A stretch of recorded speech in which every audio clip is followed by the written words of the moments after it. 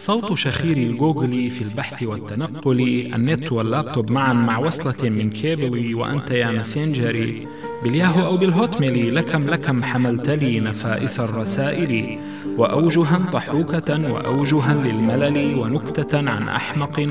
محشش أو ثمل، وصحبة تواصلوا وأرسلوا الإنفايت لي، وقالوا هيا لوج إن على ماسنجر جيميلي، فقلت إني عائد لحالة الأفيبلي، وكم سباب مزعج محمل بالعلل، باغتني بفيروس مختلس كالقمل، وقد غزا صديقتي فأرسلت تقول لي فيروس لص جاءني فوافني بالحيل، وولولت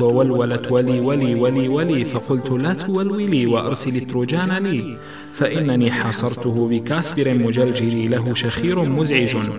كطبلة المطبل، أراحني وساقه نحو بلوغ الأجل، وقد نشرت نعيه ملفلفا بالحلل، على جدار أزرق في فيسبوك أشول، يا فيسنا وبوكنا وولنا المولول، يا زرقة ملفوفة بطاردات الملل، لقد غديت صاحبي وقطي المدلل، وكم أضعت سابقا من فولدر وفايللي بضغطة خاطئة على زرير الديلل، فجوجلت وجوجلت وجوجلا وجوجلي، ولو ترى رسالة تمنعت بالعلل، وعلقت في فتحها وصوفنا الإيميل لي، فقلت لا تعلعلي وحمل الأتاتش لي، فإنني مسارع لحل هذا الخلل بضغطة الآلت والديل والكنترول لي، وإنني مهدد بحذف هذا الفايل لي، لكن فررت هاربا إلى محرك جوجل يأمر لي بصورة مليئة بالبكسل، أنسخها كلوحة